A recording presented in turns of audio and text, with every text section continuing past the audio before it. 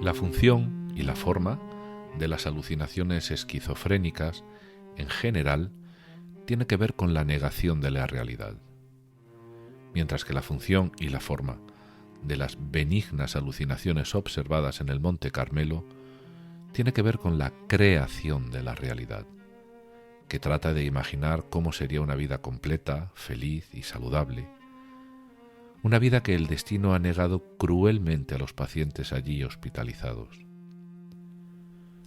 Por ello considero un signo de salud mental de esos pacientes, de su persistente deseo de vivir y de hacerlo de un modo completo, aunque sean los ámbitos de la imaginación y la alucinación, pues son los únicos en los que todavía gozan de absoluta libertad, que en sus alucinaciones disfruten de toda la riqueza, el dramatismo y la complejidad de la vida. Tienen alucinaciones para sobrevivir, como les ocurre a las personas sometidas a un extremado aislamiento sensorial, motor o social, y por esa razón, siempre que uno de esos pacientes me confía que lleva una rica y benigna vida alucinatoria, lo animo a seguir llevándola al máximo, del mismo modo que animo todos los esfuerzos creativos de mis pacientes que les permitan llevar una vida mejor.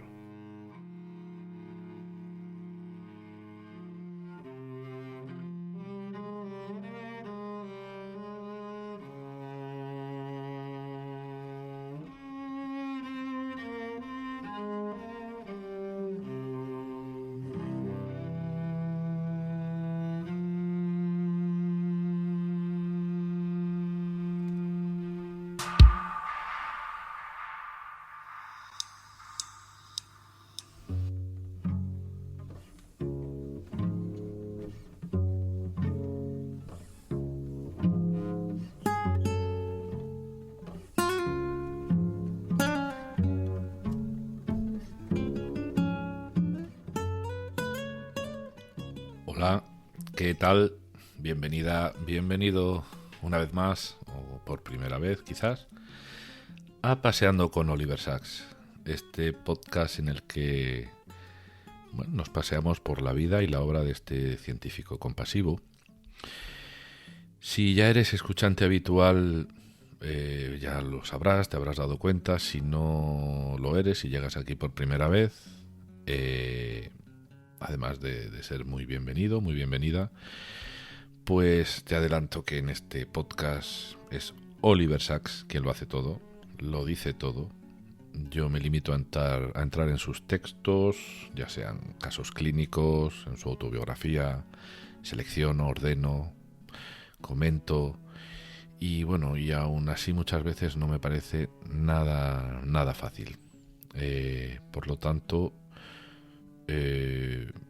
no me quiero imaginar las horas de vivencias, de reflexiones que el propio Sacks o cualquier otro escritor, ¿no?, que haya hecho este tipo de trabajo, pues dedicó para escribir no solamente sus libros, o todos sus libros, sino un buen puñado de decenas o quizá centenas de cuadernos anotados, ¿no?, en esa obsesión suya de estar continuamente escribiendo, ¿no?, hasta llegar al punto de muchas veces de quedarse dormido, ¿no?, sobre el cuaderno. Hay que tener en cuenta que muchas de las notas evidentemente las tomaba en su horario laboral como doctor, ¿no?, algo que es inherente al trabajo de doctor, pero evidentemente las reflexiones más profundas, la escritura más formal, las revisiones, etcétera, las hacía en el tiempo que le dejaría, supongo, libre el trabajo, ¿no? Y en estos días, lo he pensado otras veces, pero estos días preparando el episodio he estado dando más vueltas y es cierto que es impresionante, ¿no?, esa motivación intrínseca tan potente, tan fuerte, ¿no?, que yo creo que va más allá de la motivación, ¿no?, porque no sé si llamaríamos motivación a comer, no es una motivación. No creo que llamásemos, motivación a comer o motivación a dormir, sino una necesidad, ¿no? Parecía que en Sacks era eso, ¿no?, más que una motivación intrínseca, era una necesidad. No sé si evidentemente tiene que haber más casos, pero bueno, lo más normalito, por lo menos en mi caso, o muchas veces en mi caso, casi siempre en mi caso, cuando uno sale del trabajo, o de una jornada de trabajo larga, pues lo que está deseando es llegar a casa para olvidarse del trabajo, ¿no? A veces, bueno, no tenemos más remedio que llevarlo a casa o seguir dándole vueltas en nuestras horas libres, pues para poder avanzar con él en el día siguiente, o sea, al día siguiente. No lo sé, supongo que habrá de todo, pero yo me pregunto si habrá, no sé, si habrá personas que se dediquen a otras tareas, por ejemplo, a un zapatero, un ingeniero de minas o un vendedor del cupón de la ONCE, por ejemplo, pues que cuando llegue a casa después de horas de trabajo, pues bueno, esté deseando pegarse una ducha, cenar algo y sentarse y ponerse a escribir, pues por ejemplo en el caso del zapatero, sobre pues cuáles han sido, ¿no?, las marcas y los colores de zapatos que se han remendado, qué tipo de pie tenían las personas, por qué lado se había desgastado, no sé, seguramente tiene que haber gente que llegue a casa y se dedique a hacer una reflexión, ¿no?, sobre su trabajo. Lo mismo el ingeniero de minas o con respecto a lo que ocurre en la mina, y pues lo mismo con el ejemplo, ¿no?, que he puesto antes, ¿no?, un vendedor del cupón de la ONCE, ¿no?, bueno, que llegue a casa y se ponga a escribir y a reflexionar y a imaginar cómo eran las personas que venían a comprar y que él pues realmente no podía ver, imaginando sus aspectos más representativos, etcétera. No lo sé, ¿no? Pienso que tiene que haber personas que hagan esto y lo hagan de una forma sistemática, profunda y seguramente muy, muy bella, muy bonita. Pero bueno, seguramente que sea un trabajo que se quede en casa escrito y guardado para ellos, ¿no? Pues yo creo que hasta con miedo o rubor, ¿no?, de enseñarlo, ¿no?, por si se les tacha de raros. No lo sé. Ya digo que he estado dándole vueltas a esto como se me podría haber ocurrido haberle dado vueltas a cualquier otra cosa, ¿no?, mientras preparaba el episodio. Y bueno, no creo tampoco que esto sea una idea retorcida o forzada en absoluta, ¿no? En absoluto. Estoy seguro, ¿no? Estoy seguro que, bueno, que en los empleos menos pensados, bien desde una perspectiva, no sé, o filosófica, o humanística, o técnica simplemente, o poética, o histórica, pues haya gente que dedique a escribir horas y horas sobre lo que ha estado haciendo durante las 8 o 10 horas de jornada laboral. Yo nunca lo he hecho. Tampoco es que siempre haya estado deseando salir del trabajo para no hacer nada. En algunas temporadas sí, en otras no, pero nunca para llegar y ponerme a escribir sobre el trabajo. No sé si a ti te ha pasado, quizás si tú lo haces o lo has hecho. Bueno, pues si quieres compartirlo, ya sabes, aquí puedes dejar tus comentarios y nada, y lo comentamos. Pero me parece que es algo muy escaso, ¿no?, este tipo de ejemplos. Y bueno, quería comentaros antes de arrancar más de lleno, pues que bueno, que esta comunidad ya va por más de los 700 suscritos. No sé, 720 o 30, no sé, lo miré hace una semana o 2 semanas, y es cierto que bueno, que esta cantidad de personas no se traduce en comentarios o en likes, porque hay muy pocos, y yo realmente no entiendo muy bien pues a qué es debido, ¿no? Pero sin embargo, bueno, estos son los suscritos, pero hay una media de unos 1000, 2000, en algunos incluso episodios 3000 escuchas, ¿no? En cualquier caso, yo, ya seas un escuchante habitual o acabes de llegar, yo te animo a que, bueno, a que dejes tu punto de vista sobre lo que oyes aquí y que no te cortes al expresarte. Siempre respondo a todos los comentarios. También es cierto que como son muy poquitos, pues puedo hacerlo, ¿no? Y bueno, y que lo hagas así si realmente lo sientes, ¿no? En cualquier caso, muchas gracias pues a todos y a cada uno de vosotros que estáis suscritos o no y que escucháis los episodios de este, bueno, al fin y al cabo de este modesto podcast, ¿no? Porque no es un podcast con el mismo volumen que de otros, ¿no? Pero estoy más que contento.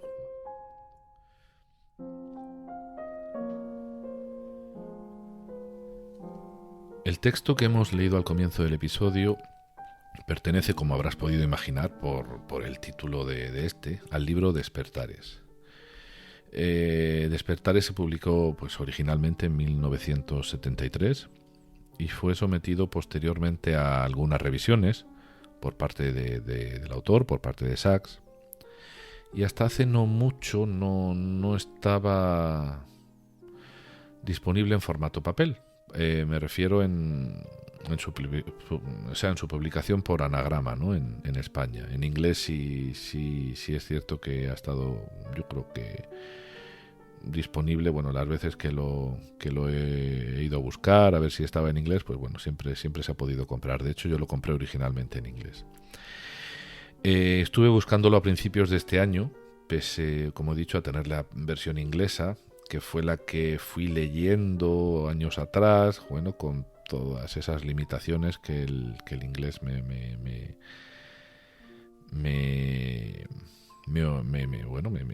obliga a tener, ¿no? Porque y más con un libro, ¿no? Con esta complejidad.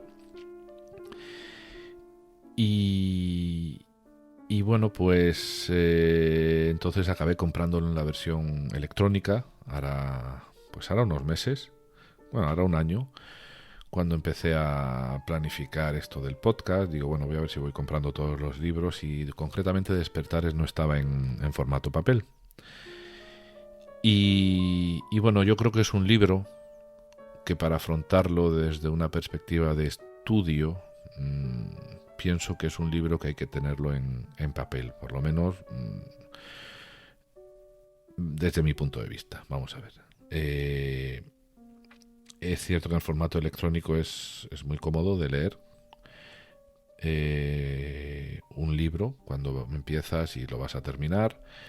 Incluso Despertares tiene algo positivo en formato digital, y es que las notas se accede a ellas simplemente pulsando el numerito de la nota, y te aparece abajo se abre un margen en la misma pantalla y aparece la nota. En el caso del libro tienes que ir al final, que está bien también. Pero si no, bueno, pues algo que necesita este libro, cualquier libro que implique un estudio, para mí, desde mi punto de vista, es el subrayado, el etiquetado, el poner marcadores entre páginas, y esto se me hace más complicado en la versión digital, ¿no? Sobre todo para luego ir y viniendo y ver anotaciones, ¿no? Si quizá la aplicación de Kindle, que es la que yo uso, si conocéis alguna otra, si hubiese alguna aplicación en la que estás leyendo el libro y conforme lo lees puedes estar con el bolígrafo electrónico escribiendo y tomando notas, quizás sería más fácil, ¿no? Pero si no, creo que el formato papel es, para un libro de esta envergadura, si se va a leer para estudiarlo, es mucho mejor, ¿no? Tenerlo en formato papel. Y justamente salió hace poquito. Fue en marzo de este año que Anagrama sacó, bueno, pues una nueva reedición. No sé si era como las anteriores.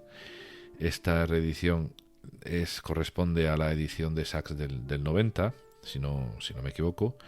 Y bueno, pues tuve la suerte pues de darme cuenta finalmente de que estaba publicado, y hace ahora 2 o 3 meses que lo compré, ¿no?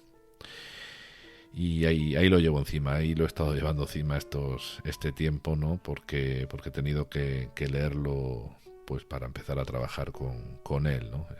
Yo creo que es el primer episodio en el que vamos a entrar, de ahí el título, ¿no?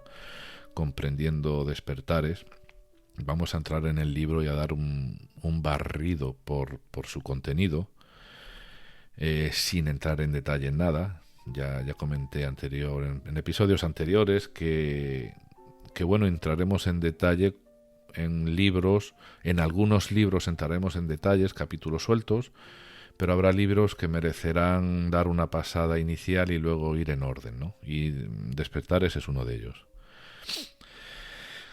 Por lo tanto, pues este capítulo, este episodio va precisamente de eso, de una presentación, de un desglose de su contenido, ¿no? Para entender las distintas partes que lo confeccionan y poder tener un mapa, ¿no? Que podamos tener un mapa mental hecho en la cabeza de lo que el libro es y de la extensión que ocupa, ¿no? Si escucháis algún ruido es que estoy tomando un té, así que me disculpáis.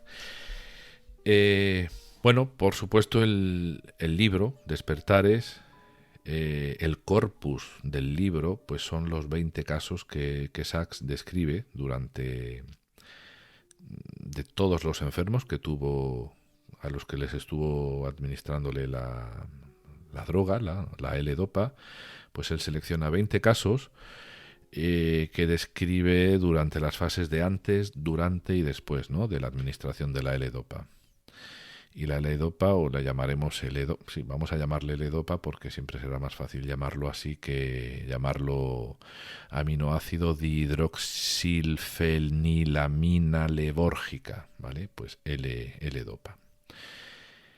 Es un libro que en su primerísima versión pienso que debería tener casi la mitad de páginas que tiene ahora esta última, que es en la que evidentemente nos vamos a centrar. ¿Por qué? Pues porque hubo varias versiones, varias revisiones por parte de Sachs, hasta la de 1990, en las que fue añadiendo cosas. Como he dicho antes, de Despertares no habíamos hablado mucho, salvo esa reseña muy por encima que hice del libro Despertares y de todos los libros de Sachs, ¿no?, en los episodios 2 y 3 y 4 del podcast concretamente. Además de haberlo mencionado en alguna ocasión en otros episodios, porque bueno, no es fácil estar hablando de Sachs continuamente en el podcast y no mencionar esta obra, no mencionar Despertares. Vamos a ver cómo está compuesto Despertares, vamos a ver cómo está compuesto este libro, ya que precisamente de esto se va a tratar el episodio.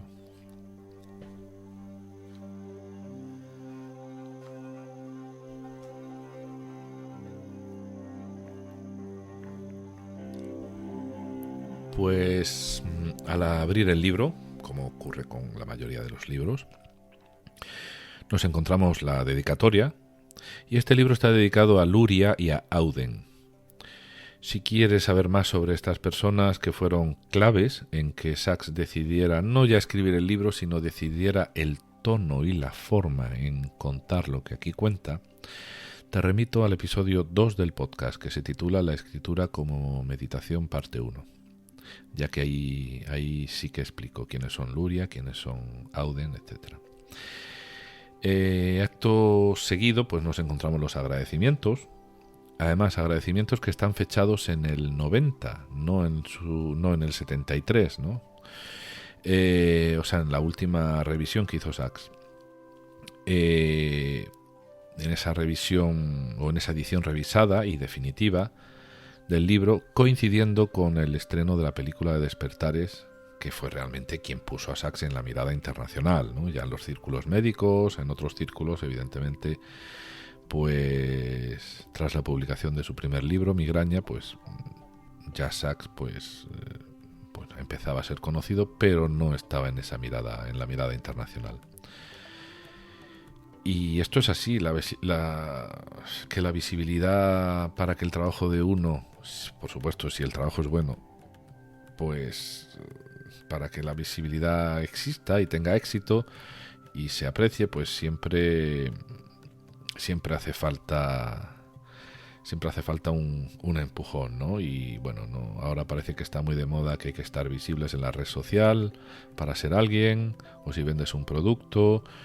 Pero bueno, esto no es nuevo, ¿no? Esto siempre ha sido así a través de otros medios, pero siempre ha sido así, ¿no? Y en el caso de Sachs, pues fue la película Despertares quien lo puso en un lugar más alto desde donde luego pues su voz pudiese llegar también o seguir llegando a más gente, ¿no? Así que el caso de Sachs no fue diferente al de otras personas o al de otros creadores que tuvieron la suerte de que una de sus obras pues llegase al público masivo. Supongo que la versión original de Despertares, la de 1973, supongo que en ella habría agradecimientos, pero se ve que lo que hizo Sachs en esta del 90 fue añadirle más, incluir a más gente. ¿Por qué? Pues porque aparecen en ellos pues Penny Marshall, que fue la directora de la película Despertares, así como aparecen también Robin Williams, agradecimientos a Robert De Niro. Y claro, pues esto en 1973 no se había producido aún, ¿no? Pero claro, los agradecimientos iniciales siguen estando ahí, los más importantes, y no son otros que el equipo del hospital, que los enfermos. El hospital que en el libro, tanto en el libro como en la película, llevan el nombre del Monte Carmelo, ¿no? O sea, en la ficción, porque Sachs, aunque Despertares y los casos que él trata están basados en la realidad, bueno, pues para preservar el anonimato, aunque evidentemente pues era fácil de saber, del hospital, pues le puso el nombre del Monte Carmelo, cuando en realidad se trataba del Beth Abraham del Bronx, en Nueva York, y por supuesto también cambió el nombre de los 20 casos clínicos que él nos muestra en el libro, ¿no? Bueno, pues después de los agradecimientos viene un prefacio a la versión original y acto seguido un prefacio a la edición de 1990. Como puedes ver, Sachs lo que hace es añadir, no quitar.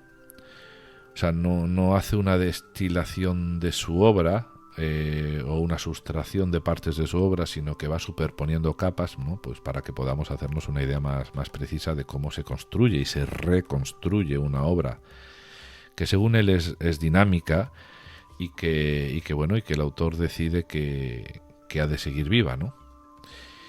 Y bueno, ya en el prefacio a la edición de 1990, que es esta misma sobre la que estamos trabajando, ahí ya en ese prefacio es donde Sachs añade todos los detalles en cuanto a añadidos y razones de los mismos, ¿no? Que hubo en reediciones posteriores a la original. O sea, entre las que hubo entre 73 y el 90, ¿no? Que hubo varias. Todo esto que estamos viendo será objeto de episodios en los que vamos a profundizar más, ¿no? Por eso estamos haciendo esta comprensión, ¿no? Este entendimiento del libro. Después de estos dos prefacios, el de la edición original y el de la edición de 1990, ahora viene el prólogo, ¿no? Uno se pone a leer Despertares y parece que no va a llegar nunca a los casos clínicos, ¿no? Bueno, pues ahora llega un prólogo. Pero no es un prólogo cualquiera, o sea, es un prólogo con varios elementos en el interior, ¿no? Y es que, bueno, la entrada a Despertares es una entrada lenta, es una entrada suave, es una entrada pedagógica, contextual, ¿no? Algo así como esa alfombra roja de los festivales de cine, ¿no? Por donde se saluda, las estrellas saludan a los espectadores con parsimonia y con estilo. Pues parece que Despertares es algo así, ¿no? Entonces te voy a comentar que dentro del prólogo pues aparecen 5 puntos que voy a enunciar de seguido, ¿no?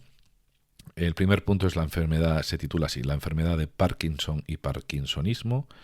El segundo punto se titula la enfermedad del sueño o encefalitis letárgica. El tercer punto se titula las secuelas de la enfermedad del sueño. El cuarto, la vida en el Monte Carmelo. Y el quinto se titula una introducción a la L-Dopa. ¿Qué está haciendo Sachs en el prólogo? Bueno, pues está haciendo una especie de marco teórico, creando un marco teórico que sería lo que habría que hacer si estuviésemos hablando de un estudio científico, de un trabajo científico. O sea, hacer la contextualización, como llaman los ingleses, el state of the art, ¿no? Esa base teórica que luego pues va a darle sustento a lo que viene después, ¿no?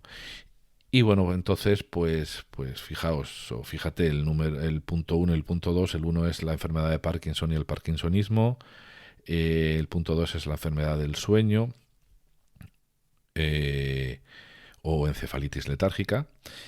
Por tanto, podemos darnos cuenta que Despertares no va solo de aquellos casos en los que los pacientes o unos pacientes se habían dormido durante unos años y luego, bueno, pues gracias a esta droga, etcétera, etcétera, pues despiertan, ¿no? Quizás sí esta sea la parte pues más cinematográfica, que fue la que aparece en la película, por asombrosa, ¿no? Sin embargo, en Despertares se trata tanto la enfermedad del Parkinson, o se habla tanto de la enfermedad del Parkinson como de la encefalitis letárgica. Y sobre todo,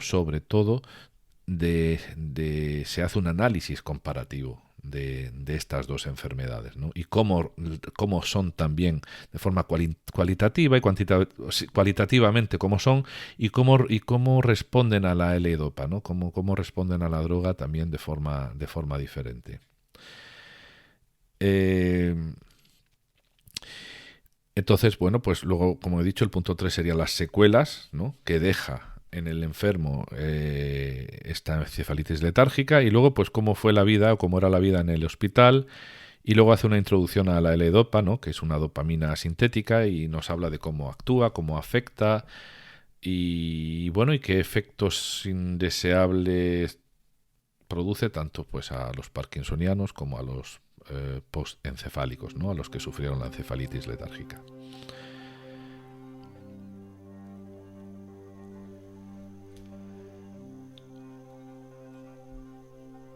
Antes de entrar en el siguiente apartado del libro, quiero decir que Despertares, en esta última edición de la colección de compactos de Anagrama, cuenta con 596 páginas, ¿vale? Para hacernos una idea del volumen. Y bueno, y ahora justamente pues nos aparece el siguiente capítulo, vamos a llamarle capítulo o parte del libro, titulado justamente así, Despertares. Y claro, aquí ya tenemos los 20 casos que Sachs expone y van concretamente de la página 79 a la 286. Y acabo de decir que el libro tiene 596. Este apartado, este capítulo, Despertares, evidentemente es el núcleo del libro, y sin embargo, cuando termina este apartado o este capítulo en la página 286, aún queda medio libro por leer.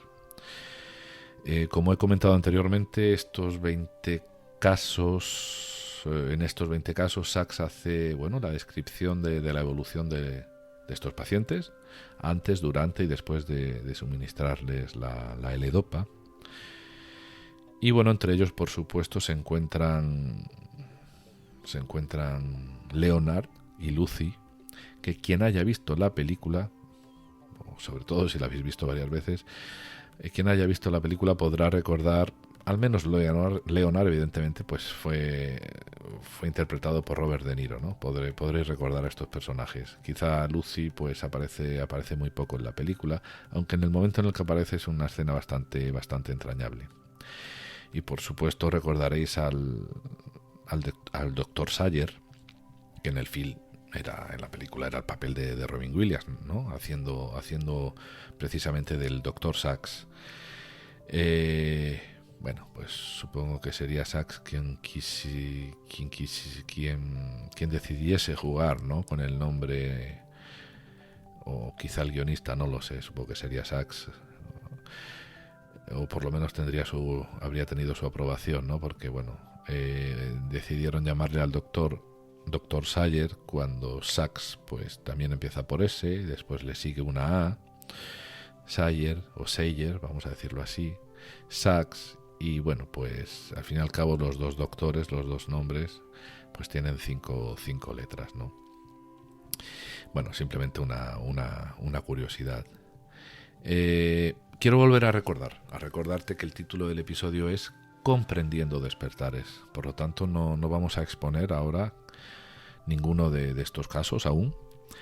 Y bueno, y esto pues para mí no es fácil. Quizá tú tengas ganas también de saber o de conocer algún caso que pasó en concreto y entrar en los detalles, pero no es el momento de hacerlo. Lo vamos a hacer más adelante, por supuesto, y porque no quiero hacerlo de forma precipitada ni desordenada, porque ya digo que antes de entrar en los casos va a ser un libro en el que avanzaremos desde el principio hasta el final, con lo cual esos prólogos y estas partes, este marco teórico que he dicho antes, etcétera, etcétera, habrá que revisarlo, habrá que revisarlo con más detalle antes de entrar en los casos.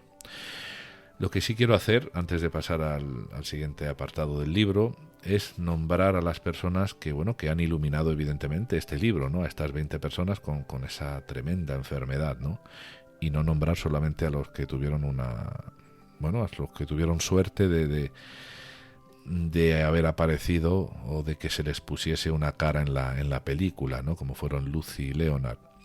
Así que por orden de aparición en el libro tenemos a Frances, a Magda, a Rose, a Robert, a Esther, a Rolando, a Miriam, a Lucy, a Margaret, a Miron, a Gertie, a Marta, a Ida, a Frank, a María, a Rachel, a Aaron, a George, a Cecile y por último a Leonard, que además ocupa este lugar porque Sachs quiso terminar con su caso, seguramente porque fue el más importante para él.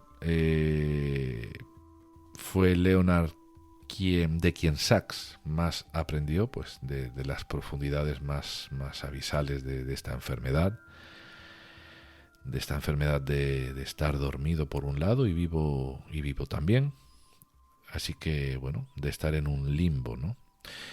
Y fue también una persona que cuando despertó supo expresarle al doctor todo aquello que era bueno y todo aquello que era malo, todo aquello que ganó con la L-Dopa y todo aquello que empezaba a perder con la L-Dopa cuando ésta dejó de ser efectiva. Así que parece ser que fue Leonard quien más impactó a Sachs. De ahí que decida dejarlo en último lugar y le dedique un espacio especial y sea...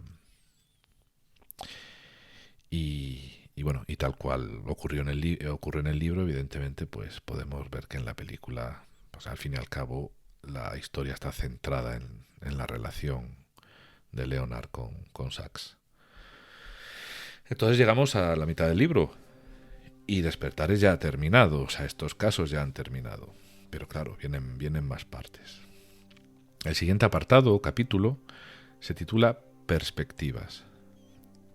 Y voy a abrir comillas y a citar literalmente. El miedo a sufrir, enfermar y morir, a perder nuestra personalidad y a que se interrumpa el contacto con el mundo que nos rodea, es el más elemental e intenso que conocemos. E iguales de elementales e intensos son nuestros sueños de recuperarnos de la enfermedad, de renacer, de que se restauren de un modo maravilloso nuestra salud y nuestro contacto con el mundo.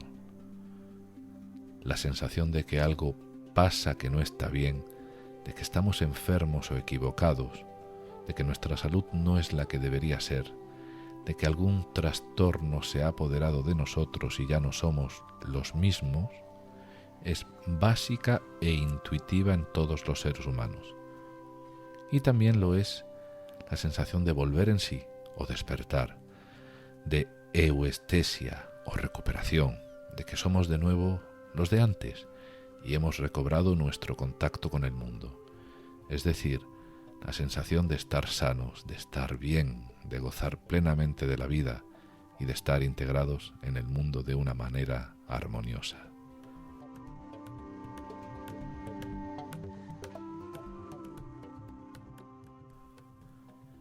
Bueno, pues así comienza el capítulo Perspectivas. Es un capítulo que contiene cuatro partes a modo de ensayo filosófico, y estas partes son las siguientes. La primera de ellas se llama tal cual, perspectivas. Después está la parte que se llama despertar. Después está, fíjate en el orden, ¿no? Perspectivas, despertar. Después viene angustia y desesperación. Y por último, adaptación. Estamos aquí, pues, en un ensayo sobre el transcurso del tratamiento con L-Dopa.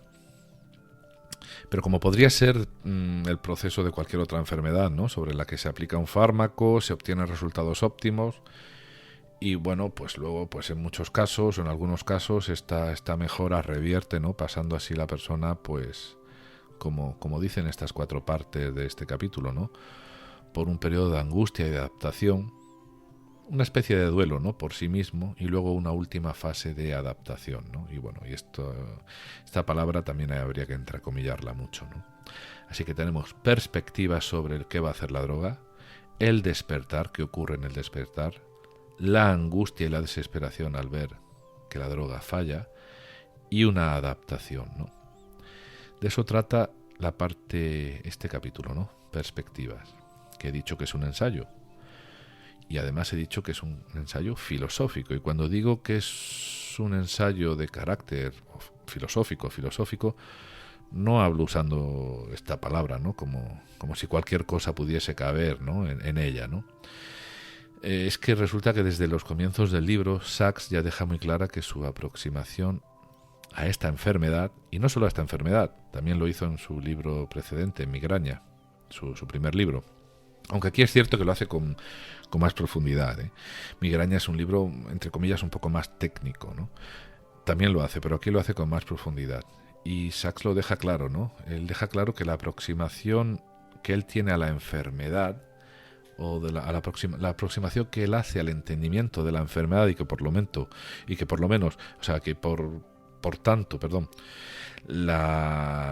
es la que plasma en sus ensayos, pues es una aproximación epistemológica y ontológica. Y claro, hablamos de epistemología, de ontología, y estas son dos partes de la filosofía, ¿no? Concretamente la epistemología, pues es la parte de la filosofía que estudia los principios y los fundamentos del ser humano, y la ontológica, ¿no? Que es esa parte, pues digamos, de la filosofía, pero la parte metafísica, una parte metafísica de la filosofía que estudia al ser en cuanto a ser, ¿no? O sea, al ser en cuanto un buscador de respuestas y de preguntas sobre su propia realidad y sobre su propia existencia. Entonces, en este contexto epistemológico y ontológico, desde estas dos perspectivas, mejor dicho, es donde Sachs se mueve, ¿no? Pues para escribir concretamente el apartado de perspectivas, ¿no? Y no solamente ese, sino casi todo lo que lo aborda desde esos dos aspectos de la filosofía. Pues bueno, parece ser que si no se hiciera, o si no se, vamos a ver cómo me explico, si no se abordara el tema de la enfermedad y de la muerte y de la desaparición de uno mismo desde estos aspectos, ¿no? De estos aspectos epistemológicos y ontológicos, pues ¿a qué otra cosa le aplicaríamos, ¿no? Estos aspectos filosóficos, ¿no? Evidentemente no, parece que no cabe hacerlo de otra manera, ¿no? Por lo menos Sachs lo veía así, ¿no? Esto me recuerda, ¿no?, el caso de los enfermos, que Sachs le llama enfermos postencefálicos. A mí me recuerda a algunos pasajes leídos de la Odisea, ¿no? Hay un momento en el que bueno, la gente cae como inerte, ¿no?, en un maleficio cuando se entra en el reino de Hades, que es el reino de los muertos, ¿no? Y es justo este punto el que está más alejado de la vida, ¿no? O sea, es pasar este punto y uno muere, ¿no? Y es un punto en donde, y esto es muy interesante, porque luego Sachs lo desarrolla muy bien y lo desarrollaremos y lo veremos cuando ya entremos en detalle en otros episodios. Este punto en el que estás entrando en el reino de Hades, en el reino de los muertos, pero todavía no estás muerto, si no sigues avanzando, ahí empieza a producirse una ruptura, ¿no?, de las barreras geográficas y temporales y de las referencias, ¿no?, de esos ejes de coordenadas que tenemos todas las personas. Ese eje de coordenadas sobre el que nos movemos, pensamos, razonamos, pero que, bueno, usando esta metáfora, este paralelismo con la Odisea, ¿no?, junto con, o sea, con respecto a la encefalitis letárgica, ¿no?, cuando se desdibuja todo esto, cuando los ejes de ordenadas sobre los que nos movemos, temporales, geográficos, dejan de existir, pues ahí parece que se encuentra un enfermo, ¿no?, de encefalitis letárgica, sin referencia de ningún tipo, ni espacial, ni temporal. Y bueno, yo me pregunto cómo maneja un cerebro humano una vida así, ¿no? ¿Cómo es la actividad mental de alguien que vive años así y que no puede ni moverse, ni hablar, o casi no puede moverse, o casi no puede hablar, siquiera para expresarse y decirle a alguien qué es lo que quiere hacer, o incluso qué es lo que quiere hacer con su propia vida, ¿no? ¿Qué decisión quiere tomar? Casi que ni eso puede hacer. Entonces, pues, de todo esto, y con mucha pericia y mucha sensibilidad, pues bueno, al fin y al cabo Sachs da una gran lección, y dio una gran lección al mundo médico en aquellos años. Bueno, vamos a salir de perspectivas, porque si tengo que ser honesto, y quiero ser honesto, creo que es uno de los apartados que más me gusta del libro. Pero tenemos que seguir. Acto seguido, después de perspectivas, llega el epílogo, que contiene dos partes: el epílogo en sí mismo, ¿no?, y un post-scriptum, ¿no? El epílogo en sí mismo está fechado del 82, o sea, ya viene de una revisión que se hizo en el 82, en donde Sachs amplía, de esos 20 casos, amplía 13 de los que hemos mencionado anteriormente. No recuerdo bien, creo porque los demás ya habían muerto, no recuerdo bien, pero solamente amplía 13. Y luego, pues también incluye, como he dicho antes, ahora mismo un post-scriptum, ¿no?, que está fechado en el 90. Este sí está hecho pues para la última revisión que él hizo, ¿no? Sachs en este epílogo muy interesante nos saca de la comodidad. Nos saca de la comodidad de las expresiones hechas y creídas, ¿no? Simplemente porque, como ya están hechas, pues nos las creemos, ¿no? Realmente nos sienta, ¿no?, de un empujón. Al menos a mí me sienta, ¿no?, de un golpetazo en la silla, ¿no? Cuando dice cosas como, por ejemplo, esta frase, ¿no?, que voy a decir tal cual, ¿no? Voy a abrir comillas. Dice: los estudios posencefálicos no son fríamente precisos, sino cálida y compasivamente precisos. Cierro comillas. Lo voy a repetir. Los estudios posencefálicos no son fríamente precisos, sino cálida y compasivamente precisos. Pues me pregunto yo en qué momento, ¿no?, en qué momento hemos pensado nosotros que la precisión, ¿no? Hay adjetivos y adverbios que parece que van siempre juntos, ¿no? Por eso lo que he dicho, de que Sachs nos ayuda aquí a salir, ¿no?, de esa comodidad, ¿no?, en la que estamos instalados, en las que, bueno, hay expresiones hechas y las creemos porque están hechas, y parece que, bueno, ya está todo, ya lo he razonado todo, ¿no? No es así. O sea, algo que sea preciso, incisivo, no tiene por qué ser frío. Puede haber un informe médico que sea preciso, pero cálido y compasivo. Y es lo que él habla aquí. Y yo, claro, pues me pregunto en qué momentos, ¿no? En qué momento pensamos o creemos que algo que es frío no puede ser cálido y compasivo, ¿no? Y en qué momento, ¿no? El cartesianismo, si es que puedo usar yo este apelativo, ¿no?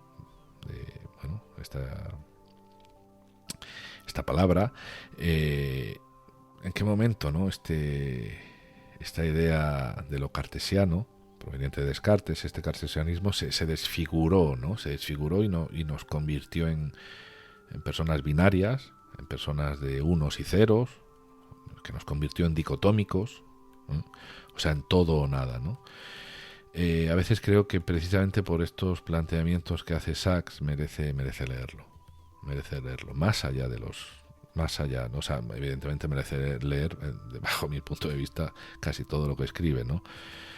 Pero estos planteamientos son sobre todo ilustrados por sus casos clínicos. O sea, cuando a estos planteamientos de cierto calado uno sabe que provienen, o estas reflexiones provienen de casos en los que se sufre, bueno, parece que todo tiene sentido, ¿no? No estamos en la asepsia, no estamos en la teoría, no estamos en lo abstracto.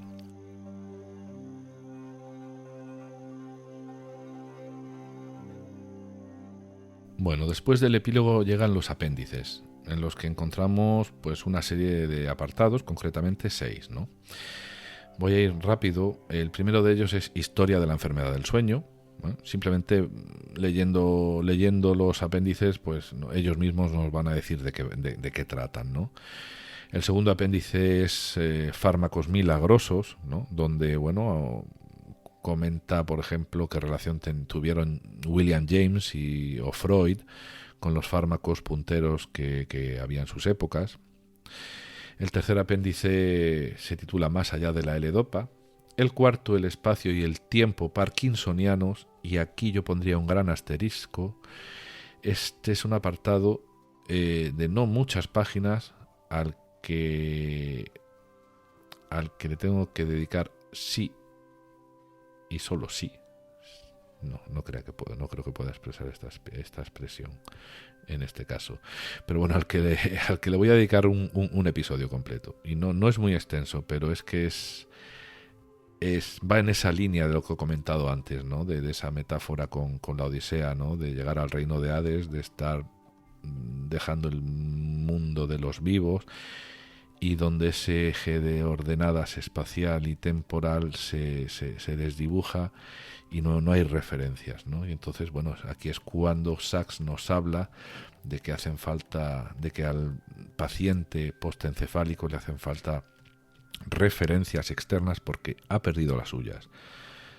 Y sería, por ejemplo, ya me estoy saliendo del guión, sería el caso de Lucy, ¿no? Cuando intenta avanzar para alcanzar una ventana y no puede avanzar, está congelada,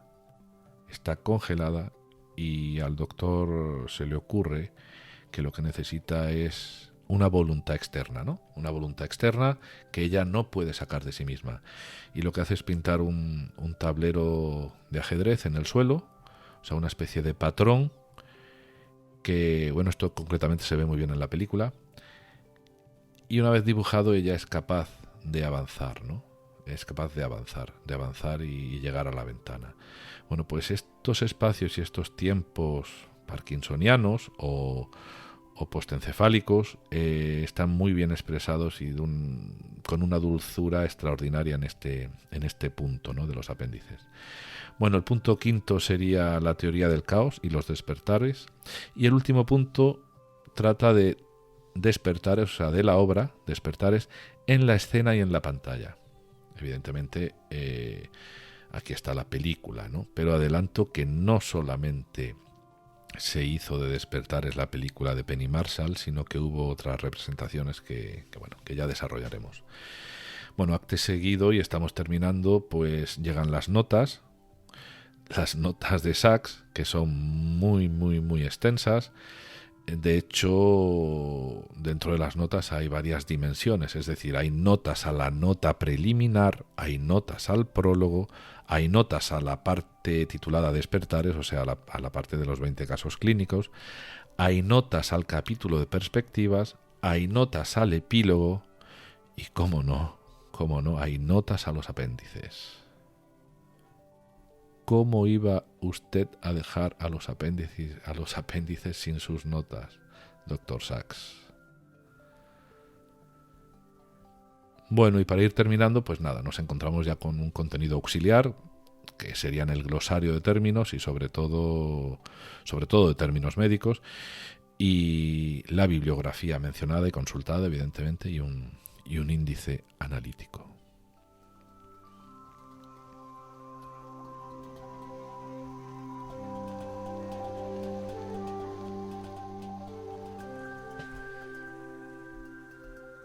Bueno, pues este era el objetivo del episodio, entrar en Despertares y entender su estructura, y hacernos su estructura, ¿no? Y hacernos una idea de las dimensiones que compone esta obra maravillosa.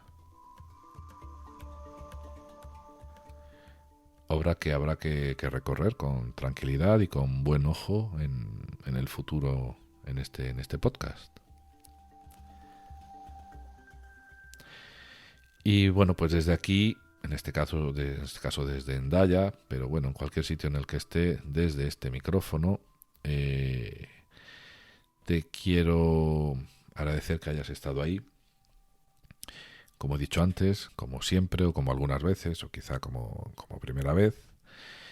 Y ya que estoy agradeciendo, quiero agradecer una vez más, como ya lo hice en el episodio anterior, a Raúl Rodríguez por la charla que me otorgó, ¿no? que pudimos mantener en el episodio anterior, y porque se mostró muy accesible y muy amable conmigo. Así que muchas gracias, Raúl, por el episodio anterior, por aquella, iba a decir entrevista, no fue una entrevista, fue una charla muy agradable.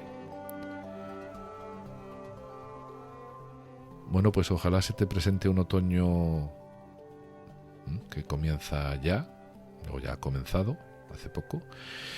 Se te presente un otoño de buenos paseos, sanadores, agradables, y si por alguna condición limitante, como yo la tuve durante varios años, no puedes salir a la calle, no puedes andar, intenta rodearte en casa del mejor ambiente posible, de alguna planta bonita si no tienes jardín, de buenos alimentos, de buena compañía. Y como nos decía Sachs en la lectura del inicio del episodio, apuesta si crees que puede ser beneficioso para ti por una vida alucinatoria, rica y benigna, en la que puedas recrear toda la riqueza, el dramatismo y la complejidad de la vida. Nos vemos en el próximo episodio. Venga, cuídate mucho. Adiós.